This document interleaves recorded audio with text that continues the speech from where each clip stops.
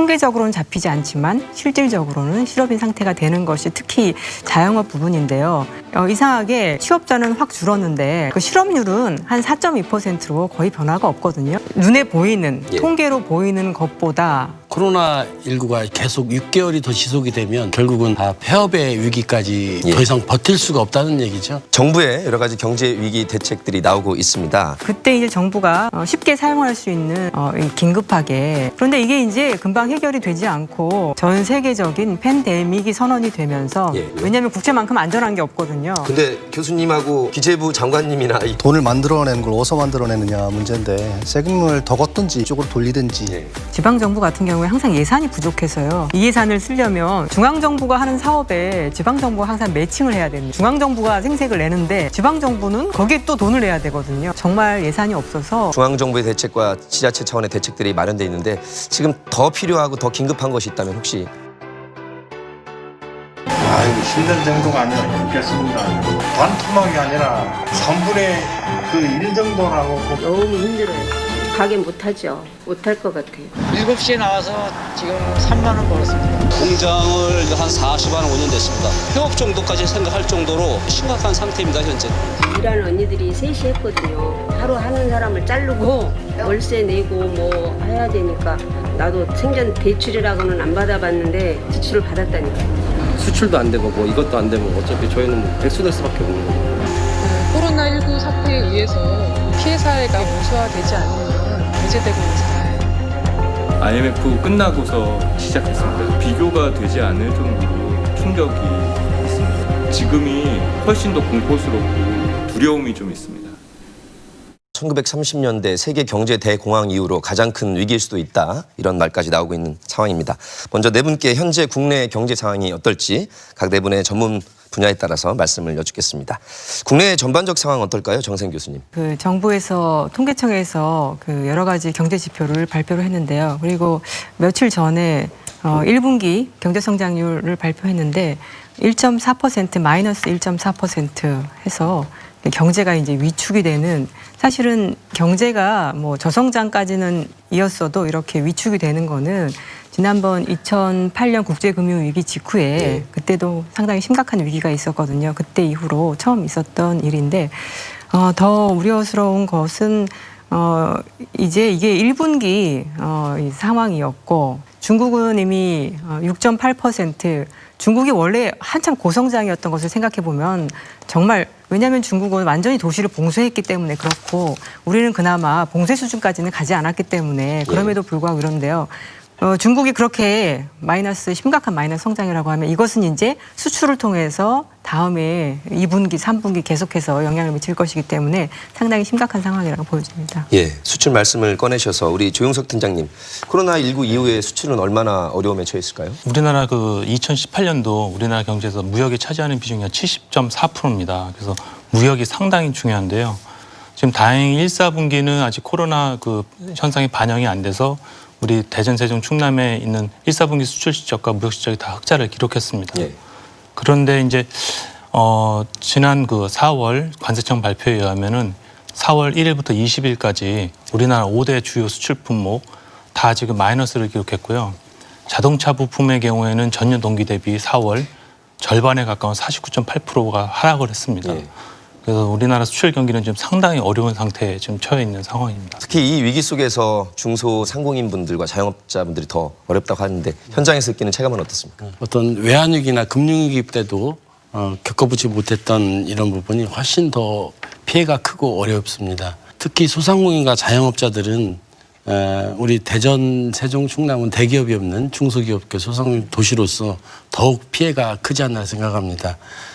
고객이 감소하다 보니까 자연히 매출도 줄고, 수출하는 기업, 내수 판매 기업, 중소기업이 있는데 수출하는 기업은 결국 지금 원자재 수급 조달이 원활하지 않고 또 바이어들이 만남이 불발되면서 경영이 상당히 지금 어려움에 이렇게 처해 있습니다. 기업이 이제 어렵다 보니까 직원을 줄이게 되는 상황까지 가는데요. 이 고용 동향을 포함한 전반적인 상황은 어떨까요? 3월 전국 고용 동향이 발표됐습니다. 보면은 우리나라 전체 취업자 수가 2,661만 명 정도 되는데요. 전년 대비해서 감소한 게 한 19만 5천 명이 취업자 수가 감소한 것으로 발표가 되었습니다. 예. 도소매업이 한 16만 8천 명, 숙박 음식점이 한 11만 명, 교육 서비스업에서 한 10만 명 이렇게 감소한 것으로 나타났습니다. 또 우리 지역은 뭐 이런 산업들이 굉장히 집중되어 있기 때문에요. 이러한 타격이 고스란히 지역 경제의 피해 상황으로 남을 걸로 이렇게 판단이 됩니다. 취약계층 여러분들, 특히 이 고용보험의 사각지대에 있는 특수 고용직분들, 프리랜서분들, 또 문화예술인분들 그 어느 때보다 더 어려움을 겪고 있을 것 같습니다. 사실 이 분들 같은 경우에는 이 프리랜서 그다음에 특수 고용 근로자분들 이런 분들 같은 경우는 자영업자 성격이 강합니다. 예. 일감이 떨어진다일 뿐이지 이게 실업이다 아니다. 그러니까 이게 잡히진 않는데 실업인 상태가 돼버리는 예. 통계적으로는 잡히지 않지만 실질적으로는 실업인 상태가 되는 것이 특히 자영업 부분인데요. 특고나 프리랜서 같은 분들도 임금 노동자이면서 동시에 자영업자라고 하는 중간적인 그런 성격을 지녀서 이제 이런 분들도 문제고 이상하게 이 취업자는 확 줄었는데 증가폭이 확 줄었는데 그 실업률은 한 4.2%로 거의 변화가 없거든요. 그건 왜 그러냐면은 휴직자들이 많아서 그렇습니다. 그러니까 휴직자들 같은 경우에 실업률로 잡히지 않거든요. 예. 그러니까 그냥 쉬었다. 여러 가지 이유로 인해서 그냥 쉰 인구가 126만 명이라고 하는 숫자이기 때문에 지금 그 눈에 보이는 예. 통계로 보이는 것보다 아주 광범위하게 이게 어려운 상태에 처한 분들이 너무 좀 많은 그런 상태죠. 이 취약계층 고용보험 사각지대에 계신 분들 어떻게 파악하고 계신가요? 구체적으로 취약계층에 대한 파악을 저희가 하고 있지는 못하고요. 3월 달에 한 18,000분께서 실업급여를 받으신 것으로 나타나고 있습니다. 근데 그중에 그럼 숙박 음식점 여기가 뭐 한 56.7% 이렇게 증가를 했고요. 예. 예술 스포츠 여가 관련 서비스업 이쪽에서도 굉장히 많이 한 51.2% 이렇게 그 실업급여를 받으신 분들이 많이 증가를 했고 운수, 창고 이런 쪽에서도 많이 증가를 한 걸로 보입니다. 그래서 이런 쪽에서 이제 일을 안 하시던 분들을 빼고 이제 일을 하시던 분들 쪽 편을 살펴보면은 이런 쪽이 굉장히 취약해진 부분이라고 이렇게 보실 수가 있겠습니다. 예. 지역적 특성에 따라 어떤 상황의 차이가 있을지 우리 지역의 상황은 어떨지 네 분께 여쭤보겠습니다. 중소기업 일선 현장에 계신 전원식 회장님께서 느끼는 우리 지역 경제 상황. 10곳 중 7곳이 코로나19가 계속 6개월이 더 지속이 되면 결국은 다 폐업의 위기까지 올 수밖에 없다라는 게 나왔고요. 예. 더 이상 버틸 수가 없다는 얘기죠. 우리 충청권에는 65.1%가 경영상 타격을 직접적으로 입은 부분이 있고 전국의 수치는 64.1%로 이렇게 나타나 있습니다. 예. 그래서 다른 전국의 수치보다 대전이 더 어렵다는 부분이 결국은 높군요. 네, 그래서 결국은 우리 지역이 중소도시이기 때문에 중소기업과 소상공인의 기업 도시로 돼 있다 보니까 그 더 어려운 부분을 직접적으로 더 느끼는 것 같습니다. 예. 이 지역 경제 피해 상황 어떻게 보고 계신가요? 우리 지역의 이제 산업 특징이 이렇게 보면은 10분 중에 7, 8분이 서비스업에 근무하시는 구조입니다. 그리고 건설업에 근무하시는 분이 한 7% 정도 되니까 예. 그렇게 되고 또 제조업에 근무하시는 분이 한 14% 이렇게 되거든요. 이러한 서비스업 구조가 특광역시 중에서도 이건 좀 특이하게 이 서비스업 구조가 높은 구조입니다. 그렇기 때문에 이번 이 코로나 사태로 인해서 이렇게 받을 수 있는 타격이 크게 나타날 수밖에 없는 구조고요. 산업으로 보면 아까 말씀드린 이제 건설업 쪽이 1월 달 대비 3월 달에 한 7,000명 정도 이렇게 그 실업이 늘어난 걸로 보이고요. 그다음에 또 제조업이 한 4,000명, 그다음에 뭐 도소매 음식 이쪽이 한 9,000명 이렇게 그 실업인 취업자 수가 감소한 것으로 나타납니다. 예. 그래서 이런 산업들에서 나타난 것만 해도 굉장히 큰 타격이 예상이 되고요. 그다음에 아까 수출 이제 팀장님께서 말씀을 해주시겠습니다만 수출 같은 경우는 의외로 선방을 해주고 있는 부분이 있습니다. 예. 그다음에 지금 이 아까 전에 취업자 수 감소한 것도 일부 다른 산업에서는 취업자 수가 좀 늘어난 부분들이 있어서요. 전체적으로는 취업자 수가 1월 달 대비해서는 한 10,000명 정도 감소로 이렇게 잘 버텨주고 있는 것으로 보입니다. 예. 이 수출에 관한 지역 경제 현황 어떻게 보고 계시나요? 일단은 저희 그 충남 지역에 보면은 대산 화학단지가 있습니다. 1, 4분기에는 그나마 선방을 했음에도 불구하고 38% 정도 마이너스 수출을 했거든요. 근데 그거는 이제 코로나19가 반영되기 전이고 예. 이제 반영이 되면 더 많은 이제 수출 감소액이 발생할 것으로 예상이 됩니다. 그다음에 또 하나 어려운 부분은 이제 자동차 업계인데요. 그 지난해 한 240만 대 정도 수출을 했습니다. 근데 올해 지금 예측하기로는 한 170에서 180만 대 수출할 것으로 예상을 하는데요. 자동차 업계가 그 고용에서 차지하는 비중이 유발 개수가 한 14% 정도 됩니다. 그래서 지금 한 8,800개의 우리 부품업계, 자동차 부품업계가 만약에 이번 코로나 사태로 뭐 도산을 하거나 많이 어려움을 겪게 되면은 그 고용도 상당히 불안해질 것으로 예측을 하고 있습니다. 예. 정부의 여러 가지 경제 위기 대책들이 나오고 있습니다. 이 한국판 코로나 뉴딜이라고 할 정도로 다양한 정책들, 특히 뭐 정부가 일자리를 50만 개를 직접 만들겠다는 그런 포부까지 밝히고 있습니다. 긴급 고용 안정 대책 마련하고 있고요. 또 기관 산업 지원을 위해서 40조 원의 기금도 마련하고 있습니다. 그러니까 정부의 이런 여러 가지 정책을 한번 개괄해 주신다면요. 저희가 돌이켜서 생각을 해보면 1월 달에 코로나 확진자들이 나오긴 했지만 사실 그때까지만 해도 금방 잡힐 것이다라는 생각이 좀 강했던 것 같습니다. 그래서 그때 처음에 나왔던 정부 대책이라고 하는 거는 방역에 초점을 맞춘 마스크라던가 아니면 손소독제라던가 이런 것들에 초점을 맞춰 썼는데 2월 19일에 신천지 관련해서 갑자기 확진자가 늘어나면서부터 상황이 완전히 바뀌었죠. 그때부터 사람들이 식당에 가지 않고 자영업이 완전히 이제 무너지기 시작했어요.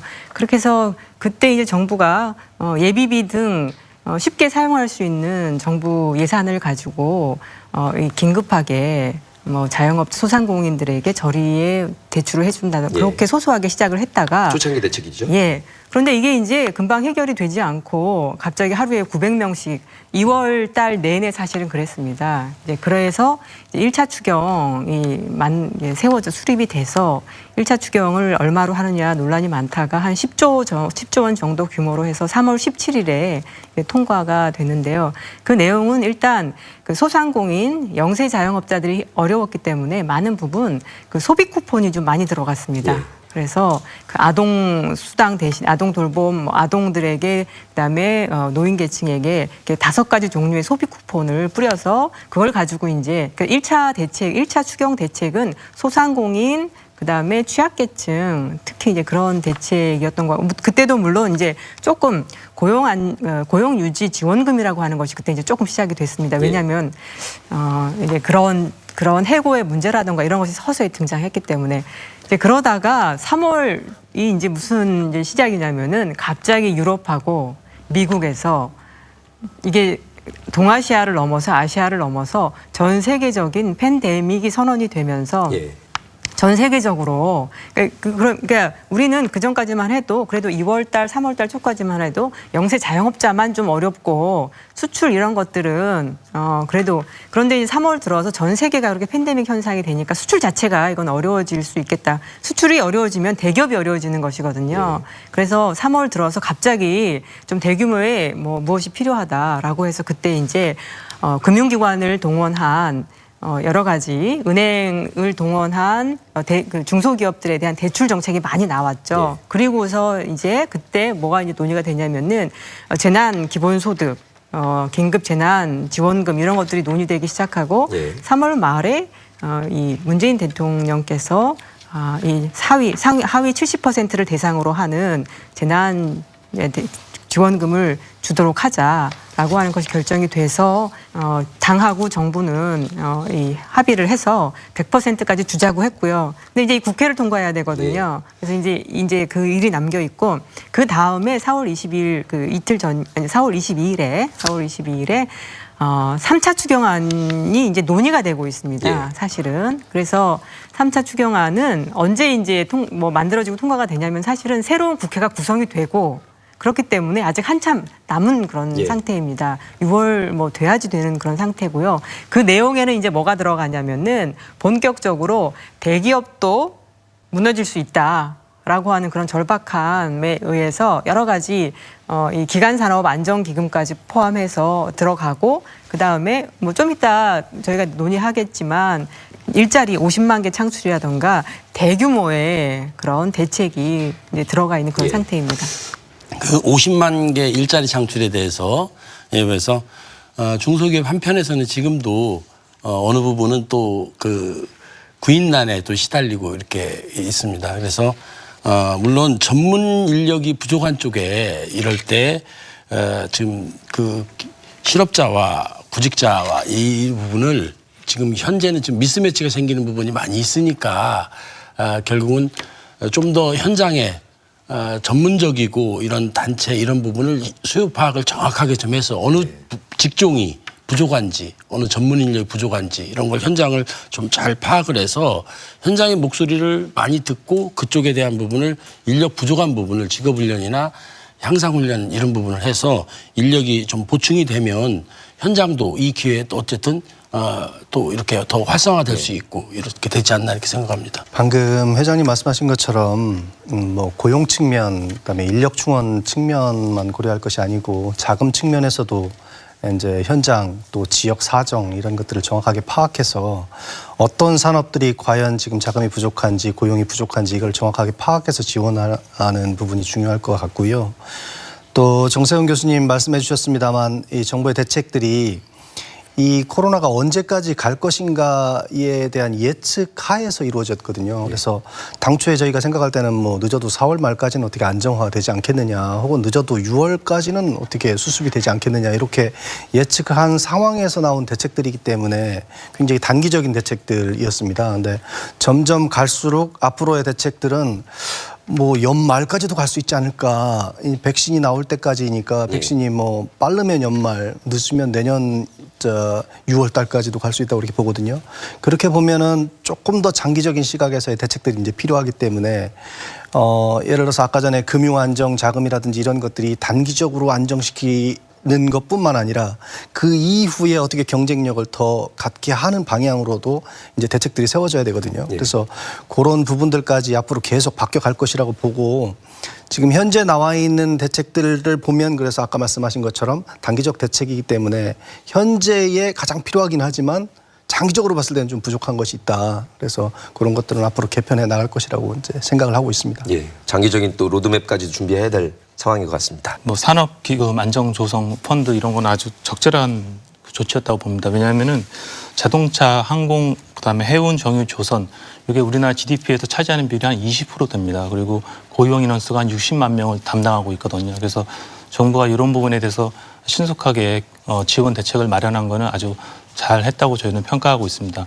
다만 이제 지금 자동차 업계 같은 경우에는 그 신용 등급을 해서 그 BB-까지 업체만 그 지원을 받을 수가 있습니다. 근데 지금 한 83%가 넘는 2, 3차 벤더들 같은 경우에는 그 B 이하거든요. 그래서 그 최소한 그 B+ 그에 해당되는 기업들도 그런 정부 대책에 그 자금 지원을 받을 수 있도록 범위를 좀 확대하는 방안도 다음 3차에는 좀 반영이 됐으면 이렇게 희망하고 있습니다.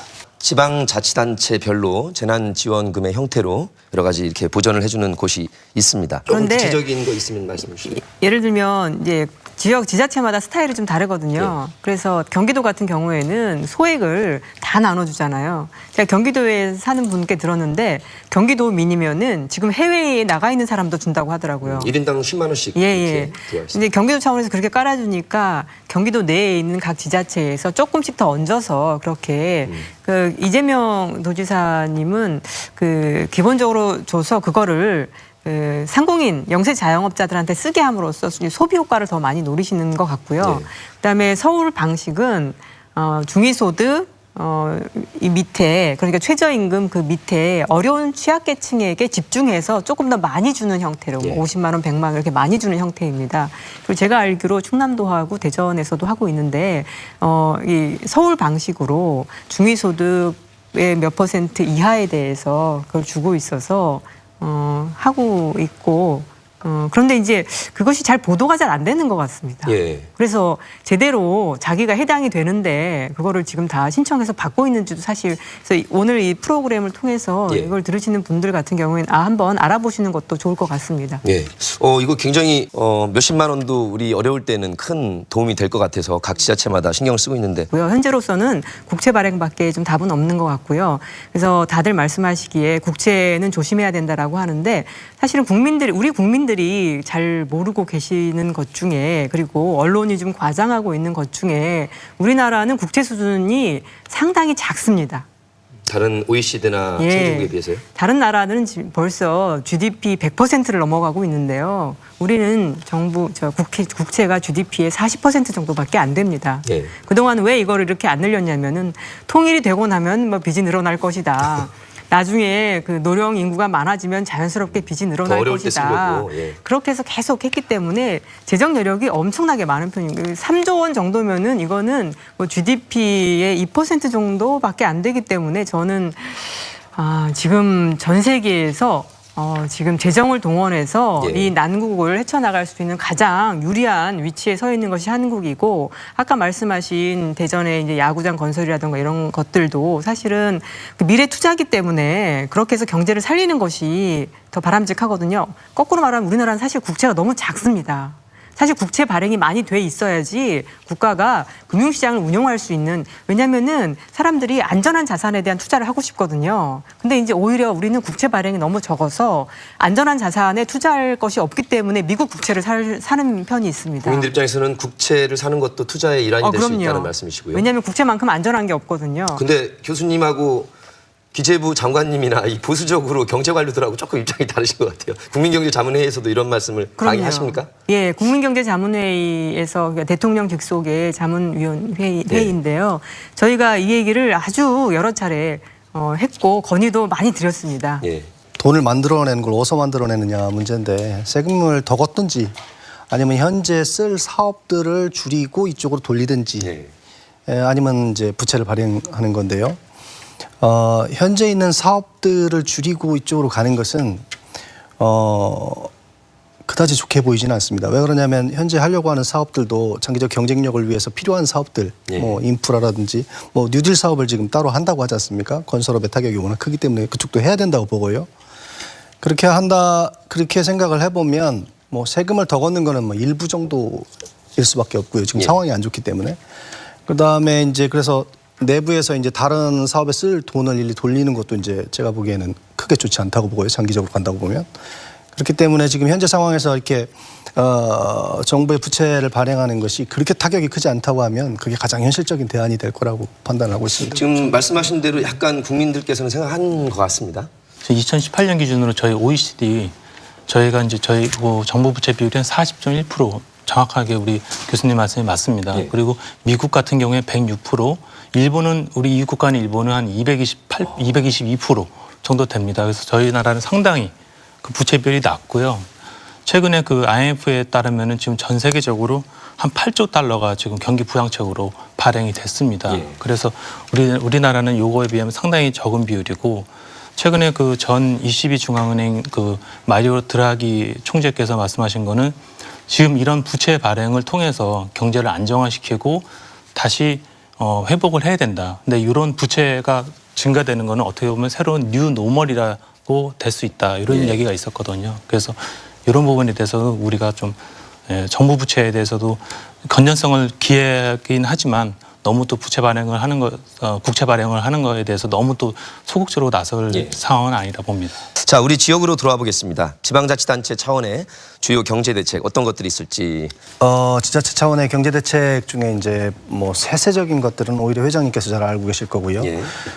크게 보면은 자영업자, 소상공인 중심의 대책에 집중을 하고 있고요. 그다음에 고용 보전. 그다음에 건전한 기업이 이 재무 건전성 문제 때문에 자금 쇼트에 달하지 않도록 하는 부분에 아마 집중을 하고 있는 것으로 이렇게 판단을 하고 있습니다. 세세한 사업은 아마 회장님께서 훨씬 더 많이 알고 계실 거기 때문에 말씀해 주실 걸로 알고 있습니다. 나온 김에 우리 전 회장님이 정부의 그 크게 지원책이 고용유지 지원금과 또 그다음에 긴급 안전자금이 이렇게 있습니다. 그게 둘러하면 고용유지 장려금은 결국은 어렵다고 해서 해고를 많이 시키면 사회적으로 큰 문제가 되고 이슈가 되고 이 다음에 더 큰 문제가 되기 때문에 고용을 유지해달라고 그래서 고용유지 장려금을 하고 있는데 고용유지 장려금 제도는 소기업과 소상공인들은 지금 많이 활용을 하고 있습니다. 왜냐하면 단순직에 근무하시니까 급여가 작기 때문에 그래서 일일 6만 6천 원까지 지원이 되기 때문에 약 한 200만 원 정도 되거든요. 200만 원 좀 못 되기 때문에 그래서 그 부분은 소기업, 소상공인들은 많이 활용하고 있고 다만 중소기업은 중소기업 근무자들은 또 전문직도 있고 그러기 때문에 급여가 페이가 높기 때문에 그 부분은 좀 활용을 잘 못하고 있습니다.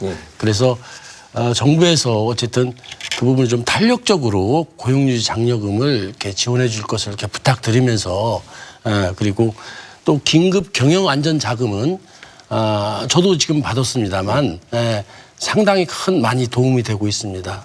당장 경영안전자금에 대한 것은 근로자에 대한 급여도 따르고 또 관리비도 따르고 여러 가지가 같이 복합적으로 물려있기 때문에 이렇게 돼 있습니다. 근데 우리 경영안전자금은 소기업하고 소상공인 같은 경우는 1억 미만 돼 있고 중소기업 같은 경우는 3억 미만 이렇게 하고 있습니다. 다만 여기서 문제점이 이 코로나19가 바로 해결이 안 되거든요. 이게 좀 제가 볼 때는 좀 더 시간이 오래 걸릴 것 같은데 이게 지금 1년 거치 2년 분할 상환이에요. 그럼 바로 1년 있다가 내년부터 다시 그 상환을 해야 되는 시기이기 때문에 이게 거치 기간을 좀 최소한 2년 또는 분할 상환도 3년 정도를 이렇게 늘려줘서 기업인들한테 큰 부담이 좀 덜 할 수 있도록 이렇게 해줬으면 감사하겠습니다. 네.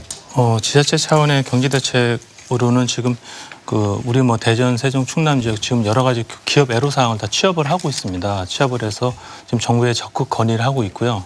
그래서 그렇게 일단 지자체에서는 움직이고 있고요. 그다음에 향후적으로 제가 볼 때 지자체에서는 지금 이번 코로나19 사태로 인해서 우리 대전 지역의 의료 산업이 상당히 브랜드화가 많이 됐습니다. 그래서 이런 부분을 좀 더 브랜딩화 해가지고 우리 수출할 수 있는데 많이 기여를 좀 했으면 좋겠고요. 또 하나는 중장기적으로 볼 때 우리 대전 지역에는 IT 인력들이 많이 있습니다. 그래서 지금 제조기업들의 서비스화가 지금 많이 이루어지고 있거든요. 아디다스라든가 나이키 이런 회사들은 3D 프린팅을 이용해서 그 제조업 기반의 서비스를 감안해가지고 고부가치 산업을 지금 많이 일으키고 있습니다. 그래서 우리 대전 지역 같은 경우에는 그런 우수한 IT 인력들이 있기 때문에 그런 인력을 활용해가지고 기존의 제조업의 서비스를 산업을 부가시켜가지고 좀 더 고부가가치 산업으로 발전시키는 이런 방안에 대해서 지자체도 지금 고민을 좀 더 해주셨으면 좋겠다는 생각이 듭니다. 충남이 의외로 외자 유치를 많이 하는 곳이고요. 상황이 굉장히 어려워서 사실은 대면으로 유치를 하기가 어렵지 않습니까? 이런 상황에서도 외자 유치를 한 것으로 저희들도 보고서 놀라고 있습니다.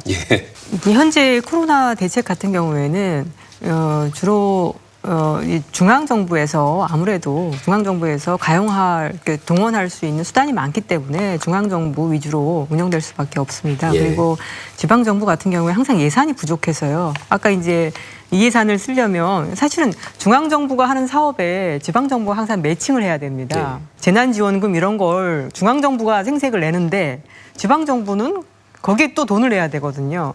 그거에 더해서 또 다른 걸 하려면 정말 예산이 없어서 그래서 사실은 이제 이거를 꼭 지방 정부의 정책이라고 이렇게 따로 볼 필요 없이 같이 가는 거죠. 같이 하시고 그다음에 이제 이런 건 있습니다. 지방 정부가 하는 것 중에서 중앙 정부 사업을 같이 하는 것도 있고 지방 정부 단독으로 하는 것도 있습니다. 그래서 소상공인 분들, 중소기업 분들이 신청을 하실 때 중앙정부에 소속된 그런 기관에도 문을 두드려 보시고 그다음에 대전 통상직능원, 경제통상직능원이라던가 대전에서 그다음에 충남에서 운용하는 그런 기관에도 여러 개 보시면 중복으로 받으실 수도 있고 그런 것들이 있으니까 좀 알아보시면 좋을 것 같습니다. 추경 때 많이 조금 아주 많다, 충분하다고 할 수는 없지만 지방에 배정한 것들이 있거든요. 그 중에서 또 하나가 프리랜서하고 특고 같은 경우에 특수 고용 프리랜서 특고 같은 경우에 그 고용보험에 가입돼 있지 않다고 말씀드렸잖아요. 그리고 일감이 줄어드니까 실질적으로는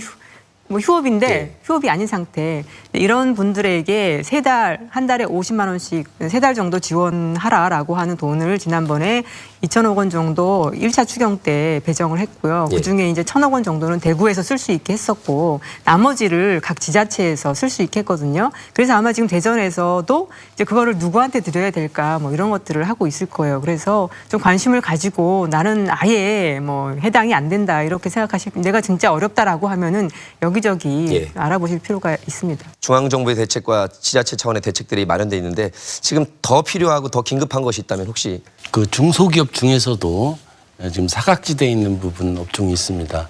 예를 들어서 지금 각종 행사가 다 취소되고 또 그러다 보니까 우리 그 행사 관련된 전시 장치, 라이스 또 산업도 행사 진행, 또 그다음에 또 그 인쇄, 광고물 이런 직종은 거의 지금 뭐 매출이 90%가 줄었습니다.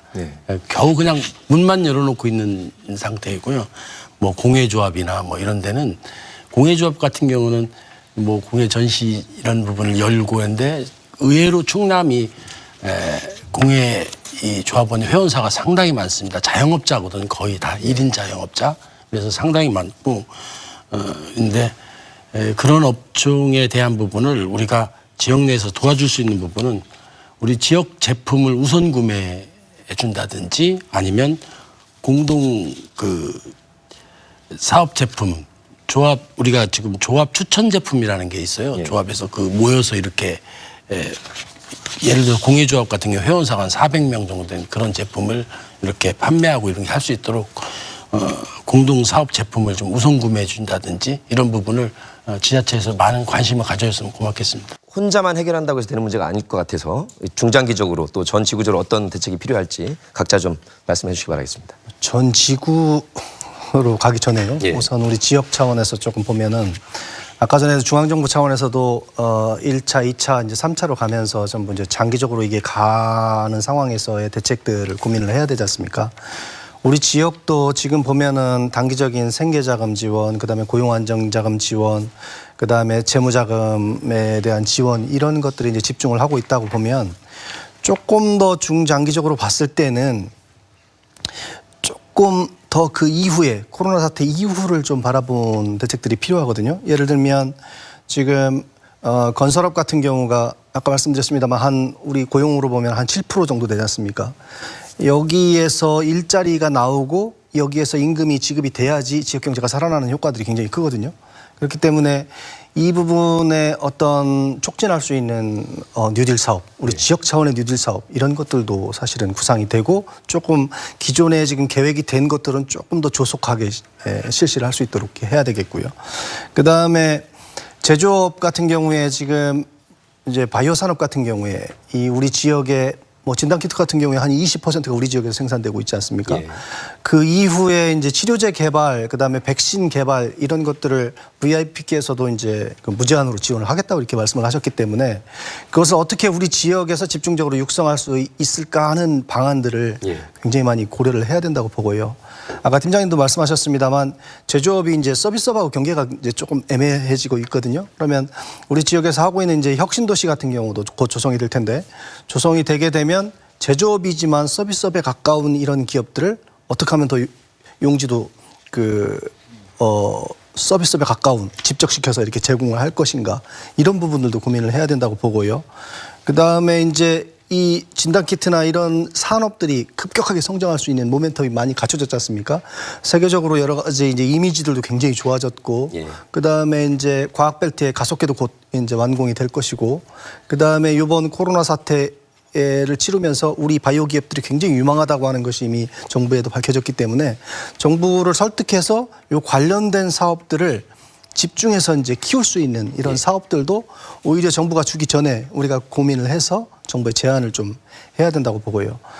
또 이번에 보니까 국제 분업 구조가 이게 상당히 문제가 있다 이런 상황에서는 그래서 지금 뭐 자동차가 생산을 못 한다든지 이런 문제도 있었지 않습니까? 그렇기 때문에 뭐 동남아시아에 나가 있는 이런 기업들이 다시 국내로 리턴할 수 있는 이런 것들도 대비를 해야 되기 때문에 예를 들면 뭐 법인세나 지방세 감면이라든지 용지 같은 것들도 미리 만들어 놓는다든지 해서 이런 기업들을 설득을 해서 다시 들어올 수 있는 것들을 우리 지역으로 받아들일 수 있는 준비도 좀 해야 될 것 같고요. 역시 중앙정부와 지방정부가 굉장히 관심을 갖고 인프라 구축할 그런 의무사항이 많은 것 같습니다. 예. 네, 저 박사님 말씀에 전적으로 동의합니다. 지금 이번 코로나 사태로 지금 상당히 사실은 지금 코로나 사태로 많이 지금 모든 그 이슈가 좀 몰려져 있지만 사실 중국 기업 같은 우리 경쟁 국가의 기업들은 선제적인 투자를 하면서 지금 차세대 그 글로벌 리더의 그 위치를 확고히 하는 노력을 하고 있습니다. 그래서 최근에 뭐 그 중국 최대 상거래 업체인 알리바바 같은 경우에는 35조를 투자해 클라우드 인프라 사업에 투자를 한다든지 지금 선제적인 투자를 이렇게 대규모로 감행하고 있습니다. 지금 이 상황에서. 예. 근데 우리나라 기업들도 이렇게 많이 투자를 할 수 있도록 지금까지 정부 대책은 이제 기업들이 어려운 기업들을 이렇게 서포팅하는 그런 정책에서 이제는 기업들이 어려움에도 불구하고 대기업들이 먼저 투자를 할 수 있도록 그런 투자에 대한 많은 법인세 감면이라든가 네. 투자 인센티브를 과감하게 제공하는 게 좀 필요하다고 저는 생각합니다. 예, 정 교수님. 두 분께서 이미 말씀을 해주셨어요. 그 혁신 관련된 부분은 현재가 어렵지만 계속해야 된다는 말씀이셨고요. 저는 그래도 대전이 다른 한편에선 대전이 여전히 소비가 많이 이루어지는 곳이고 영세 자영업 부분이 많은 그런 지역인데 이 부분이 여전히 어렵기 때문에 제가 봤을 때는 그 최근에 그 지역 사랑 상품권 같은 지역에서의 소비를 활성화시키는 그런 것들도 좀 효과가 있을 것 같습니다. 예. 행정안전부에서 정부에서도 그 발행액을 늘리기로 했고 그리고 제가 듣기로 대덕구청에서 발행하고 있는 대덕 1호음이 실제로 많은 소비 지금 이 시기에 그게 이미 도입이 되어 있기 때문에 그러니까 그 수단이 도입이 돼서 그걸 통해서 지역의 소비를 창출할 수 있는 그런 수단이 돼 있다고 하더라고요. 한 가지만 덧붙이면 지금 이 코로나 사태 이후로 그 쇼핑 패턴이 다 온라인으로 변하고 있잖아요. 그래서 이 지역 사랑 상품권이나 이런 지역 화폐 같은 것도 오프라인뿐만 아니라 지역에서 구입하지만 온라인화 할 수 있게 그런 약간 좀 변화도 좀 필요합니다. 예. 대전 지역 화폐 이제 도입이 된다고 하는데요. 그것이 다 집에 있는데 어떻게 나와서 그걸 쓸 수 있겠습니까? 그래서 좀 약간 이 새로운 시대에 맞는 그런 걸 좀 개발해야 되지 않을까 싶습니다. 코로나 사태로 인해서 가장 두드러진 특징이 기업 측면에서 보면 공급망 예전에 그 탈중국화 그리고 한 국가에만 몰리는 것이 아니고 이제 위험을 분산하는 전략이 많이 이제 도입이 될 겁니다. 그래서 우리 기업들도 지금 이런 부분에 대해서 좀 더 모니터링을 열심히 하고 그다음에 소비재 위주의 국가인 그런 뭐 미국이라든가 우리 주요 수출국 인근의 그 제조 생산 기반을 갖추는 그 리스크를 좀 분산화하는 그런 전략을 좀 적극적으로 모색할 필요가 있다고 봅니다. 네, 예. 장 박사님. 조금 더 적극적으로 비대면 마케팅 방법 같은 걸 좀 강구해서 이렇게 지자체에서 그 기업들한테 맡겨놓을 것이 아니라 외국 이런 마케팅을 강화할 수 있는 것들을 좀 지원도 하고 예. 이제 적극적으로 이렇게 집단으로 나갈 수 있도록 하고 또 외국에 나가 있는 기왕에 나가 있는 기업들도 요즘 4차 산업혁명 기술을 도입하면 이제 우리나라로 들어올 수 있는 여건들도 조성이 되어가고 있거든요. 그래서 그런 것들도 조금 대응을 하고 해서 이 위기가 좀 기회가 될 수 있도록 이런 노력들이 필요하다고 생각을 합니다. 예. 위기 시에 드러난 여러 가지 문제점들을 빨리 보완해야 된다고 생각이 듭니다. 그 드러난 문제점 중에 하나는 결국에는 고용 안전망이 너무 약하다라는 것이었는데요. 실업보험을 받을 수 있는 뭐 이렇게 일부를 제외하고는 계속 나왔지만 프리랜서, 특고, 영세 자영업자 등 해서 한국 사회에 이 고용 안전망이 없는 분들이 너무 많고요. 근데 이게 왜 문제가 되냐면 결국에는 수출만 잘 된다고 경제가 잘 돌아가는 것이 아니라 내수가 돼야 되는데 고용이 내수를 또 일으키는 하나의 수단이 되기 때문에 저는 시스템을 좀 이번 기회에 예. 무엇이 부족한가를 해서 새로 이제 세워지는 다음 국회에서는 가장 먼저 이 고용 안전망, 그 다음에 비슷한 일이 사실은 애프터 코로나 이후에는 이런 전 세계적인 팬데믹한 그 바이러스가 계속 나올 수 있는 그런 상황이 되는 거거든요. 그럴 때마다 이렇게 우왕좌왕 이렇게 할 수는 없는 일이기 때문에 저는 이 기회에 가장 중요한 하나의 시스템으로서 고용 안전망 시스템을 좀 만들어 놓을 필요가 있다고 생각이 듭니다. 예. 중소기업 중앙회에서 2018년도부터 스마트 팩토릭 사업을 하고 있습니다. 그것은 중소기업이지만 작업 환경을 좀 더 잘 경쟁력 있게 갖추자. 그래서 불량률도 낮추고 예. 또 그다음에 청년 실업자들도 이렇게 채용할 수 있도록 청년들도 중소기업 가서 근무할 수 있는 환경을 만들어서 스마트 팩토리 사업을 하고 있는데 저희들이 이번에 코로나19로 인해서 우리 안전 위생용품 보건용 스마트 구축 사업을 지금 하고 있습니다. 그래서 코로나19 대응을 위해서 보건용 용품을 만드는 제조업체들은 지금 스마트 팩토리 사업을 신청을 받고 있으니까 신청을 해주시면 저희들 중소기업 중앙에서 적극적으로 지원해 드리도록 하겠습니다. 예. 네 분의 귀한 말씀이 정책으로 잘 반영되기를 학수 고대해 보겠습니다. 온 국민의 단합된 힘으로 지혜를 모아서 이 코로나19 위기를 꼭 이겨낼 수 있기를 기대하겠습니다.